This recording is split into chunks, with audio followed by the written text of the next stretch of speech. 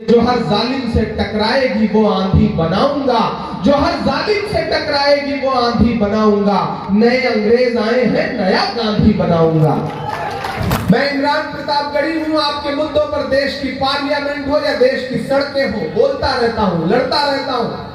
तो जब से बिहार आया हूँ, भोजपुरी का एक गाना बहुत सुन रहा हूँ कि छन छन बदले तोहरे मिजाज रजऊ, दगाबाज रजऊ, उड़नबाज रजऊ, धोखेबाज रजऊ। सियासत है, परिंदा है, शिकारी है। अदावत है, सियासत है, परिंदा है, शिकारी है।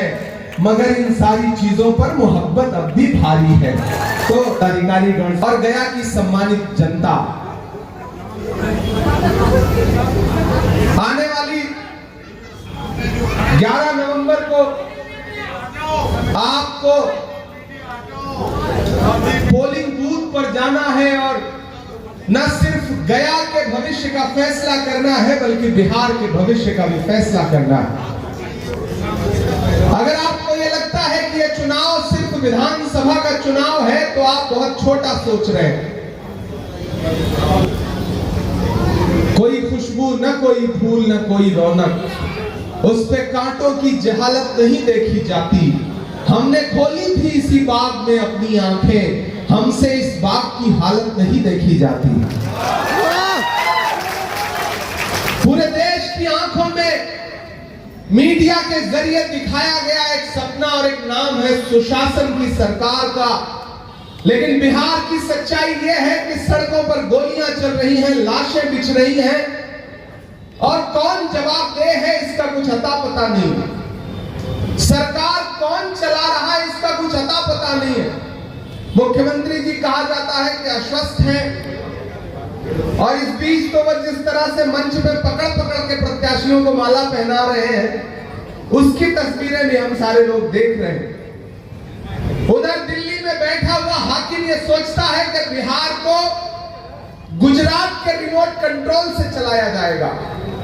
लेकिन मैं गया में खड़ा होकर के, इस पवित्र धरती पर खड़ा होकर के ये कहता हूं, और दिल्ली में बैठे हुए हुक्मरानों से भी ये कहना चाहता हूं कि ये बिहार है, ये उड़ती हुई चिड़िया के पर पहचानता है। अगर किसी को लगता है कि दिल्ली में बैठे हुए गुजरात के व्यापारी बिहार को रिमोट से चलाएंगे, तो आप गलतफहमी के शिकार हैं। बिहार को बिहार की जनता चलाएगी, बिहार के युवा चलाएंगे, बिहार की महिलाएं चलाएंगी, बिहारी चलाएंगे, व्यापारी नहीं चलाएंगे। आने वाली 11 तारीख को आपको घरों से निकलना है, तो गया जी में पिछले 8 बार से अपनी सेवाएं, इतनी ज्यादा सेवाएं दे चुके हैं कि अब उनको सेवा मुक्त करने का समय आ गया है। भाई काम के नाम पर तो कुछ हुआ नहीं। ऐसे में इतनी बार आपने मौका दे दिया, और एक जुझारू प्रत्याशी, एक जुझारू व्यक्ति जो लगातार आपके बीच में गली कूचों में, आपकी सड़कों पर, आपके मुद्दों पर संघर्ष करता हुआ नजर आ रहा है, ऐसे मोहन श्रीवास्तव जी को जिताने का समय है। इस बार उनको मौका देने का समय है। मैं इमरान प्रतापगढ़ी हूँ। आपके मुद्दों पर, देश की पार्लियामेंट हो या देश की सड़कें हो, बोलता रहता हूँ, लड़ता रहता हूँ। जब भी मैं मोहन जी से मिलता हूँ, तो इनका जो व्यक्तित्व है और इनकी जो बातचीत की शैली है, चूंकि मैं साहित्यिक व्यक्ति हूँ, तो मुझे अच्छा लगता है कि कोई राजनेता ऐसा भी है जो साहित्यिक भाषा में बात करता है। अपने उसूलों की कसम देता हूँ, मैं तुम्हें अपने उसूलों की कसम देता हूँ। मुझको मजहब के तराजू में न तौला जाए, मैंने इंसान ही रहने की कसम खाई है। मुझको हिंदू या मुसलमान न समझा जाए। एक व्यक्ति जो जीती जागती मिसाल है आपके बीच में, हिंदू मुस्लिम सिख ईसाई सबकी एकजुटता की मिसाल है। एक व्यक्ति जो लोगों को साथ लेकर के चलना चाहता है, वो आपसे एक बार सेवा का अवसर मांग रहा है। ऐसे में मैं इस शहर के जिंदा दिल लोगों को पुकारता हूं और उनसे गुजारिश करता हूं कि एक बार मोहन भाई को मौका दीजिए। डिप्टी मेयर रहते हुए इन्होंने जो कुछ उल्लेखनीय काम किए हैं, सोचिए अगर ये विधायक बन गए और जितने तेज तर्रार हैं, सरकार बन गई, तो ये सिर्फ विधायक बन के नहीं मानेंगे, ये तो आप जानते ही हैं। और मुझे पूरा विश्वास है मैं बिहार के अलग अलग इलाकों से होता हुआ यहाँ पहुंचा हूँ। ये टीवी चैनल वाले आपको टीवी पर कुछ भी दिखा रहे हो, कोई भी लहर बता रहे हो, लेकिन सच्चाई ये है कि मैं बछवाड़ा से लेकर के, नालंदा से लेकर, बिहार शरीफ से लेकर, खगड़िया से लेकर, बेतिया से लेकर, पूर्णिया से लेकर, कस्बा से लेकर, धमदाहा से लेकर के, राजा पाकर से लेकर के, दीघा से लेकर के फुलवारी शरीफ होता हुआ यहाँ पहुंचा हूँ। और मैं पूरे बिहार के एक एक इलाके का माहौल देख करके आपको बता रहा हूं साथियों कि ये सारे टीवी चैनल झूठ बोल रहे हैं। बिहार में एक तरफा महागठबंधन की सरकार बनने जा रही है, एक नौजवान मुख्यमंत्री बिहार को मिलने जा रहा है। एनडीए का कुंबा आपस में बिखरा हुआ है। चिराग कह रहे हैं कि हम अपनी रोशनी नीतीश जी को बिल्कुल नहीं देंगे। उधर जेडीयू वाले कह रहे हैं कि पिछली बार 2020 में जो किया था चिराग जी आपने, अब उसका बदला लेने का समय आ गया है। और इधर सम्राट जी हैं कि सोच रहे हैं कि मुरेठा खोलना पड़ेगा।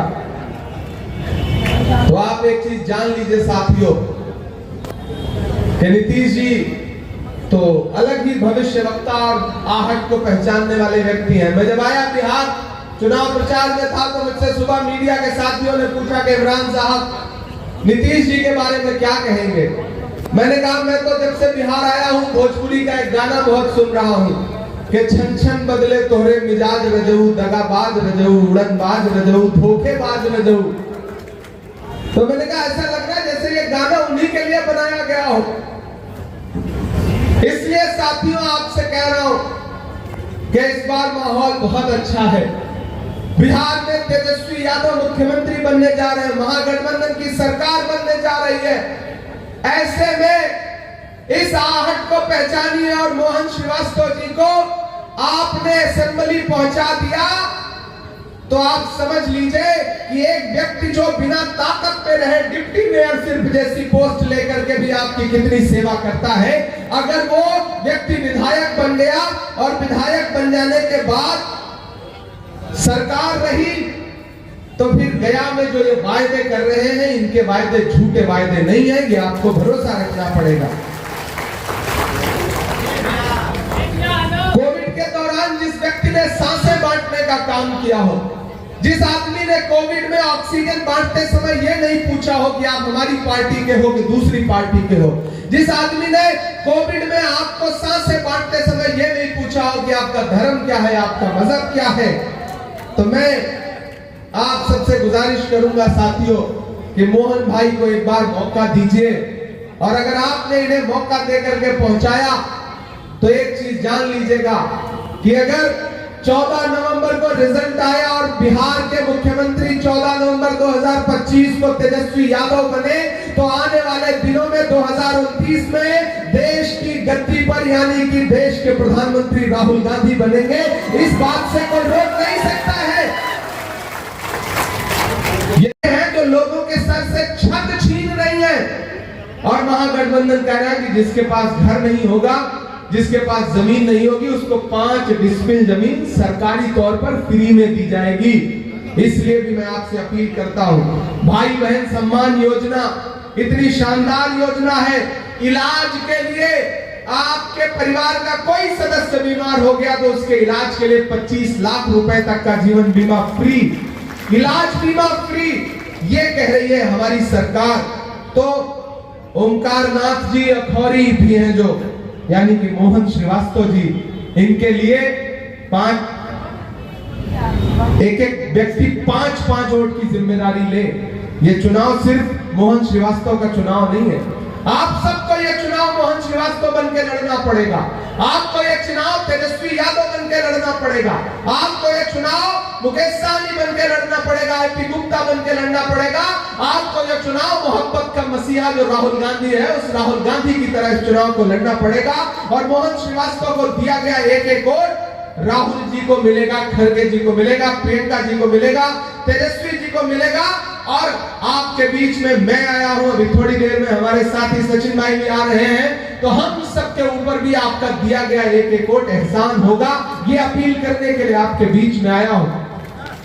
मैंने सुना है बहुत सारी सियासत है, परिंदा है, शिकारी है, अदावत है, सियासत है, परिंदा है, शिकारी है, मगर इन सारी चीजों पर मोहब्बत अब भी भारी है। तो मोहन श्रीवास्तव के लिए जो आपकी मोहब्बत है उसको लेकर के घरों से बाहर निकलिए। आज से ये चुनाव खुद लड़िए। आपके व्हाट्सएप पर, फेसबुक पर, इंस्टाग्राम पर, और नौजवान साथियों, आप थक गए हैं एक बुजुर्ग मुख्यमंत्री को देखते देखते। तेजस्वी यादव को मुख्यमंत्री बनाने का समय आ गया है। एक नौजवान को मुख्यमंत्री बनाने का समय आ गया है जो बिहार को पुरानी सोच से आगे निकाल करके नौकरियों की बात करता है, जो कहता है कि हमारी सरकार आई तो पेपर लीक नहीं होगा, हमारी सरकार आई तो नौजवानों को पलायन नहीं करना पड़ेगा। यह है ईवीएम मशीन, और इस ईवीएम मशीन में एक नंबर पर पहले से ही हाथ छाप, यानी कि पंजे का निशान है एक नंबर पर। तो जो एक नंबर पर ईवीएम मशीन पर पहले से है, उसको गिनती में भी एक नंबर पर रखने की जिम्मेदारी आप सारे लोगों की है। यहाँ जो भी बुद्धिजीवी लोग बैठे हैं, दानिश्वर लोग बैठे हैं, मैं आपसे अंत में एक बात कहना चाहता हूँ, अपने लोगों से भी एक बात कहना चाहता हूँ, अपने चाहने वालों से भी एक बात कहना चाहता हूँ कि इस देश में जब नफरतें उफान पर थी, तब पूरे देश में एक छटने की कोशिशें करते हैं, और एक तरफ मोहब्बत का वो मसीहा खड़ा है जिसका नाम राहुल गांधी है, जिसने कन्याकुमारी से कश्मीर तक 4000 किलोमीटर पैदल यात्रा की और एक नारा लगाया, नफरत छोड़ो भारत जोड़ो। जिसने एक नारा लगाया कि मुझे नफरत के बाजार में मोहब्बत की दुकान खोलनी है। मैं चला हूं राहुल गांधी के साथ, मैंने देखे हैं उनके पांव के छाले। सुबोध कांजी चले हैं राहुल जी के साथ, उन्होंने देखे हैं उनके पांव के छाले। जब मैं राहुल जी के साथ चलता था तो मुझसे मीडिया के साथ ही कहते थे कि इमरान साहब आप तो शायर पहले हैं, सांसद बाद में हैं, राहुल गांधी के साथ चल रहे हैं, क्या कहेंगे? तब मैं उनसे कहता था कि जो हर जालिम से टकराएगी वो आंधी बनाऊंगा, जो हर जालिम से टकराएगी वो आंधी बनाऊंगा। नए अंग्रेज आए हैं, नया गांधी बनाऊंगा। वो नया गांधी जो इस देश में लगातार संविधान बचाने की लड़ाई लड़ रहा है, आपके वोटों के अधिकार की लड़ाई लड़ रहा है, उस व्यक्ति को ताकत देने के लिए, और उस व्यक्ति ने मोहन जी को अपना नुमाइंदा बना करके, अपना प्रत्याशी बना करके आपके बीच में भेजा है। तो गया जी वालों, गया शहर वालों, आपका दायित्व तो बनता है। ये बड़ी ऐतिहासिक भूमि है, यहाँ धर्मों का संगम होता है, अलग अलग धर्म, अलग अलग संस्कृति, अलग अलग तहजीब है इस शहर में। और इस शहर को अगर मोहन तो भगवान कृष्ण का एक नाम है, अगर मोहन जैसा व्यक्ति इस जगह का नेतृत्व करेगा विधानसभा में, तो आप ये समझ लीजिए कि ये जिन लोगों ने पिछले कई सालों से नेतृत्व के नाम पे सिर्फ छलावा दिया है यहाँ को, उन लोगों से 100 गुना बेहतर काम करके मोहन श्रीवास्तव जी दिखाएंगे। यहाँ बड़ी तादाद में मेरी माएं बहनें बैठी हैं। एक बात आपसे कहना चाहता हूं कि महान बादशाह सिकंदर ने जब यूनान जीता, यूनान फतेह किया, तो जीत का जश्न मनाने के लिए शहर की सड़कों पर निकला। तो उसने देखा कि पूरा शहर तो उसकी जीत का जश्न मना रहा है, लेकिन एक फकीर आदमी सड़क के किनारे बेखबर सो रहा है। सिकंदर को गुस्सा आया, सिकंदर अपने घोड़े से उतर के उस सोते हुए फकीर के पास गया और उसे जोर की एक लात मारी, और लात मार के कहा कि क्यों रे फकीर, मैंने शहर जीत लिया, लोग जश्न मना रहे, तू सो रहा है? तो उस फकीर ने उन्नीदी आंखों से सिकंदर की तरफ देखा और देख करके कहा कि शहर जीतना बादशाहों का काम है, लेकिन लात मारना गधे का काम है। तो मुझे ये बताइए कि पेट्रोल डीजल 58 रुपए से 100 रुपए का हो गया, तो महंगाई की लात पड़ी या नहीं पड़ी?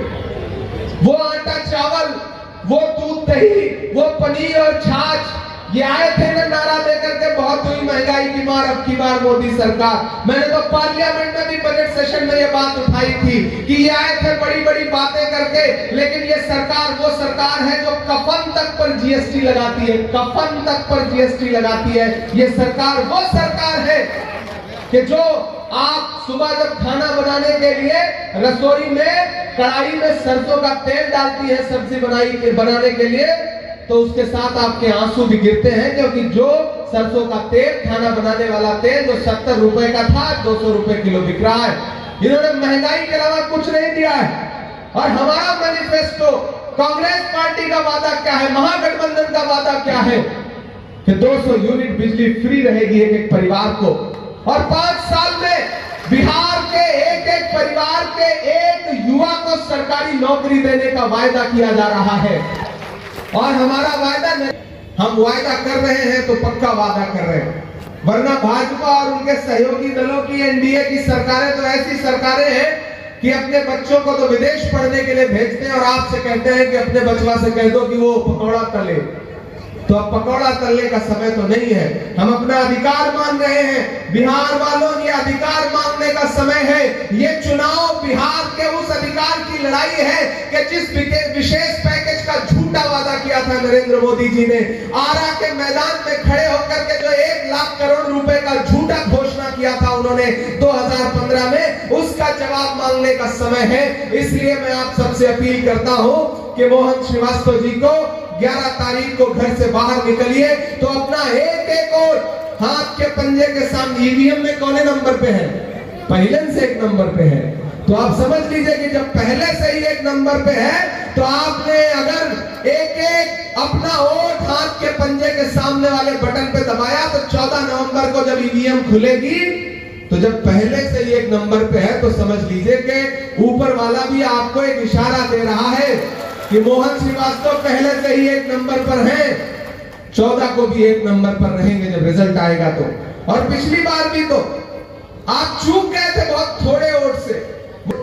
इस बार तो गठबंधन अपने मैनिफेस्टो में क्या कह रहा है कि हर गरीब को 5 डिसमिल जमीन सरकार की तरफ से फ्री दी जाएगी।